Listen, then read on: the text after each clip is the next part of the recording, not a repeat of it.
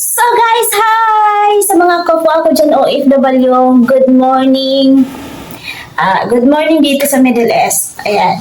Sa Europe naman, gabi. So guys, ay! Wala akong pakialam kung ay... Ate Kilay, mag-i-intro muna tayo. Wala akong pakialam kung ay... So guys, wala na siya pakialam kung mag-i-intro ako ng aking video. Video namin. Yun lang. So si Ate Kilay guys, hindi po sa kanya yung voice. Ayan, siya po lang ay nag-a-acting. Pero super galing niya. Doon ko siya nagustuhan talaga. Yung pag-a-acting niya guys, doon ko siya na... Super galing talaga niya umacting. So kung artista to si Ate Kikay, siguro siya ang best in acting. Ganun. So Ate Kikay, mag-intro muna tayo. Mag-intro muna ako. Wala akong pakialam Ay, kung gusto na talaga niya magsimula guys. Wala na siyang pakialam. Yun lang. Oh, may pasabog din siya about kay Sir Raffy Tulfo. Pero guys, may sisir lang ako about kay Sir Raffy Tulfo.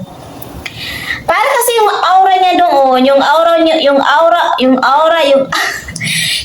niya noon, parang kakaiba na siya ngayon. Iba na yung itsura niya, guys. Oo. Parang lumaki yung mukha niya, tapos naka-hairdo na yung buhok niya. Kasi noon, lang siya trim lang nung niya. Parang kasi ngayon, na siya, iba talagang aura ngayon ni Sir Raffy Tulfo. Sir Raffy Tulfo, baka naman ipagtanggol niyo ang bilihin sa Pilipinas kasi sobrang apektado na po kami mga OFW. Kahapon nagpadala po ako ng nagpadala po ako ng 1.5 sa nanay ko, tapos pumunta sa sindahan tapos ang binayaran niya doon 1.8. Na-short po kami ng 300. Yun ang sinasabi ko. Sobrang mahal na po talaga ng bilihin ngayon. Hindi katulad noon na yung 1,000 mo, marami ka nang mabibili. Ngayon, makabili ka ng kalahating karni or manok or ganyan. Hindi ka na makakabili ng pang-personal mo. Oo. Napupunta na sa lahat ng pagkain. Ayan. So, sobrang mahal talaga. Baka naman si Raffy Tulfo. Para makaginhawa na naman kami mga OFW kasi sobra as in extraordinary. Ayan, gusto na i-share ko lang yung pasabog niya, Ate Kilay. Let's go, Ate Kilay. Si Raffy Tulfo, manood ka! Alam ko, kilala mo ako! Ako si Super DM! So kay DM po yun. Noon, pero kaaway mo na ngayon! Siya po yung nasa... Wala akong pakialam kung idol kita! Ang pinaglalaban ko ay mga kababayan ko! Anak ka sa iring naway lubot si Raffy Tulfo! Akala ko ba kakampi ka ng mga mahihirap? Pero kakampi ka lang pala ng mga sikat! Kapag may mga sikat na lumalapit sa iyo, tatawagan mo agad! Tapos, makimaritis ka! Pero ngayon na lumalapit kami sa inyo, buong masbate ang nagka-problema, pinakamalaking problema sa lahat, hindi mo pinapansin, hindi mo tinutulungan. Anak ka sa iring naway lubot si Raffy Tulfo. Ito ang tandaan mo si Raffy Tulfo. Hindi kami papayag hanggat hindi namin nalalaman kung sino ang nakinabang sa paluwagan, sino ang mga nakipagsabuatan, at kung paano mapaamin at kung paano mahuli. Kasi kapag nahuli itong admin, ay aamin yan. Babawiin niya sa mga kakilala niya na binigyan niya. Bawiin niya yung binigay niya para makapag-refund siya. Kaya Sir Raffy Tulfo, kahit aabutan ng 1 taon, babalikan kita. Pero kapag hindi mo pa rin kami tinutulungan, ako ang magiging pinakamabangis mo na kaaway dito sa Battle of Social Media. So kailan mo kami tutulungan si Raffy Tulfo? Kapag sikat na ako, anak sa iring naway lubot, pumunta kami ng Senado. Kasi kilala ako ng staff ni Supremo. Ayan yung picture, oh. Ayan, pumasok kami. Kasi hindi basta-basta makapasok sa Senado. Pagpunta namin doon, tumawag kami. Natagalan pa kami. Sinasabihan lang kami na may susundo sa inyo dyan, pero wala naman palang sumundo. So, ayan, natagalan kami. Grabe, sa labas. Grabe hintay namin sa labas. Parang natutuyo na kami. Parang mga tuyo kami na pinapaarawan. Grabe, wala man lang upuan sa... Oh, sorry. Bawal magreklamo. Basta, nirayuma na yung likod namin.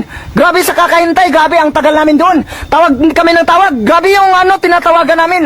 Parang nag-uulang ng oo, pero inuuho. Anong tawag niyan? Basta parang inuuho. Parang uulang ng oo sa amin, pero hindi naman nakikinig. Hindi pa rin kami nakapasok. So, hanggang sa naggabi na. Hapon pala. Tapos, pumunta kami umaga, tapos nahapunan pa. Naghintay talaga kami para matulungan lang ang kababayan ko. Tapos, nung nakapasok na kami kasi sinundo na ng staff. So yun, nakapasok na kami. Harangan pa kami sa maraming nagharang-harang sa amin. Grabe, napakahirap pumasok talaga. Nakakapagod pumasok sa Senado. Ilang bisis ka harangin, tatawag pa ulit. Sino ang kausap nito? Sino nagpapasok nito? Sinong ka-appointment nito? Ganyan. Tatawagan pa ulit. Yan. Kada pintuan, harangin ka na naman. Ano ang appointment mo? Sino nagpapasok sa'yo dito? Anong pangalan? Tatawagan namin. Yan, napakahirap pumasok. So, pagpasok namin sa opisina o sa Senado, upo na naman kami. Ilang oras kami nakaupo doon. Sumakit na naman yung puwet namin sa kakaupo. Naghintay kami kay si Rapi Tulfo kasi nag-session pa daw sila. Nagmarites pa sila sa taas. Sorry, natawa ko. Tapos, pagkatapos namin maghintay, pagkatapos ng session nila, pinuntahan na namin. So, wala na pala, nakaalis na.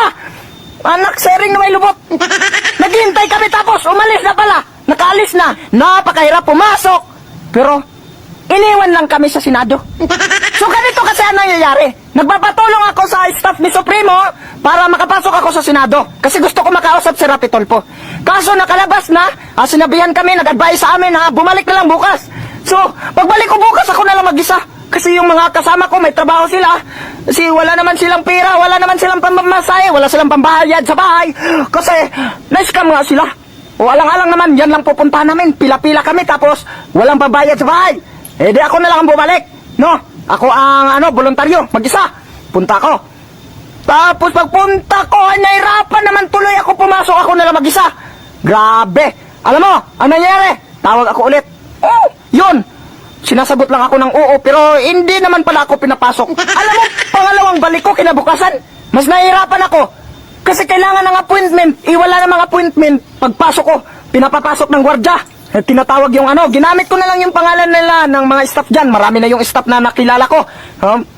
Grabe, sinong staff? Yan. Sinabi ko yung secretary, hindi ko pala yung alam ang pangalan. So ngayon, tinatawagan ko na lang siya sa sariling number ko, hindi na sa telepon nila. Tinawagan ko sa number. So ngayon, secretary, sabihin mo, ginamit ko yung pangalan mo para makapasok ako.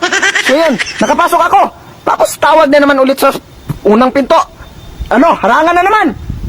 Sino ang, nagpapasok sa'yo? Anong pangalan? Tatawagan namin. Anong appointment? Sa kabilang pinto naman. Mas lalong istrikto. Tatanungin ka na naman, pero hindi ka pinapasok pagkapag walang appointment. So ngayon, hindi sana ako makapasok. Naghintay ako doon sa loob. Buti na lang, lumabas yung, staff ni, Supremo. Sinundo na lang ako, kahit walang appointment. So yun, sinamahan ako sa taas, nakapasok ako. Pagdating sa taas, naghintay na lang ako kay si Rapi Tulfo kasi wala namang appointment. Gusto ko lang talaga makausap. Pinuntahan namin sa, opisina ni si Rapi Tulfo. Kinausap namin yung staff. Sabi naman ng staff, yung problema nyo, RTIE yan. Diba, iba naman ang trabaho nila sa Senado. Busy sila sa Senado. Sa RTIE yan. Tapos, kailangan daw magpila sa TV5. Anak, sayring na may lubot. Kaya nga ako pumunta doon kasi hindi ko kaya magpila. Parang hindi kami maaksyonan kapag nagpila. Mag-isa lang ako. Kapag umihi ako, masisingitan. At isa pa, nagkasakit yung pamangkin ko. Pinuntahan ko kahit malayo. Kaya, nahirapan talaga kami pumila. Pero bakit naman? Yung ibang sikat, kapag lumapit sa inyo, tatawagan nyo naman, hindi naman yan pumipila. Ako talaga. Kahit ako, hindi nyo man lang ako binigyan ng pagkakataon. Ako, humble lang ako. Hindi ko sinasabi sa inyo na ako to si Super DM. Vlogger to ni, tagapagtanggol to ni si Rapi Tulfo, hindi ko sinabi. Hindi ko ginagamit ang kasikatan ko para, mabigyan ng special treatment ba? Hindi ako ganyan. Kasi humble ako. Ayaw kong ipagmayabang ang naabot ko. Ang nirereklamo ko lang, kasi yung mga sikat na lumalapit sa inyo, tinatawagan nyo agad. Pero ako, ay malamang hindi nyo ako kilala. Alam ko naman na hindi nyo ako kilala na vlogger ako kasi hindi ako nagpakilala na vlogger na tagapagtanggol ni si Rapi Tulfo kasi ayaw ko ng ganyan. Ayaw kong gamitin ang kasikatan ko. Pero ang reklamo ko lang, nakapasok na ako, sobrang hirap magpasok. Bakit hindi man lang ako binigyan ng pagkakataon na makausap si Rapi Tulfo? Grabe, nagtataka lang ako si Rapi Tulfo. Anong klaseng staff mo nandyan? Ha? Nag-supervise ka daw si Rapi Tulfo na bawal tumanggap ng bisita. Kasi naintindihan ko naman kasi baka busy kayo. No? Naintindihan ko naman yan. Pero ang tanong ko lang, nakapasok na ako at mag-isa lang ako, bakit hindi binigyan ng consideration? Paano kayo mabisi niyan? Ang sinasabi supervise ni si Rapi Tulfo, huwag magpapasok Hello? ng bisita. Pero ako nakapasok naman ako. Ang sinasabi, ang ibig sabihin ni si Rapi Tulfo, yung nasa labas, sa pintuan pa lang, kapag may tumawag, bawal papasukin. Ako dahil nakapasok na ako, bakit hindi nilang binigyan ng consideration? Nahirapan nga ako pumasok, tapos hindi pa binigyan ng consideration na nakapasok na? Hindi nyo alam kung gaano kahirap ang pinagdadaanan ko makapasok lang, tapos hindi nyo man lang binigyan ng consideration? Kahit hindi ako pinapasok sa opisina ni si Rapi Tulfo, uuwi na sana ako pero hindi ako umuwi. Ipaglalaban ko ang mga kababayan ko. Pumunta ako doon sa session ni si Rapi Tulfo. May siya, pinapasa siyang batas, yung sa seafarer ba yun? Napasa yung batas niya. Tapos nakikinig lang ako doon sa gilid, nanonood ako sa kanila sa personal. Ayan yung picture ko habang nakikinig sa inyo. Kahit inaayawan na ako ng staff ni si Rapi Tulfo, hindi pa rin ako nagpatinag. Gusto ko talaga makausap si Rapi Tulfo ng personal. Yon, habang nag-session sila sa seafarer na pinapasa niyang batas, doon ako sa gilid, nakinig ako sa upuan. Tapos, grabe yung hintay ko, ang tagal, grabe, sobrang tagal. Hindi ako kumakain, wala akong panangalian. Umabot ng alas 8 ng gabi, hindi ako Grabe. kumakain sa tanghali. Kasi umaga pa ako dumating. Tama, wala akong panangalian. Umaga ako dumating na nagutom na ako. Sila kumain na sila alas 8 sa loob ng Senado. Si Rapi Tulfo, kumain na sila ni Jinggoy Estrada, nakita ko. Kumain pala sila kaya umalis. Kala ko palabas na, aabangan ko na sana. Grabe na, antok na ako. Tapos gutom na ako sa kakahintay. Buti na lang, dumating si Tita Amy. Nagpa-picture ako sa kanya. Medyo napagaan ang loob ko. Kahit feeling ko na gutom na ako, pagod na ako sa kakahintay, medyo nababawasan ang pakiramdam ko nang makita ko si Tita Amy. Kasi, napakaganda pala niya sa personal. Grabe si Tita Amy. Tisay pala siya sa personal. Ang galing talaga nito si Ate Kaylay. Pero voice ko yun DM. Ayan. Maraming salamat sa panonood. Please like and subscribe.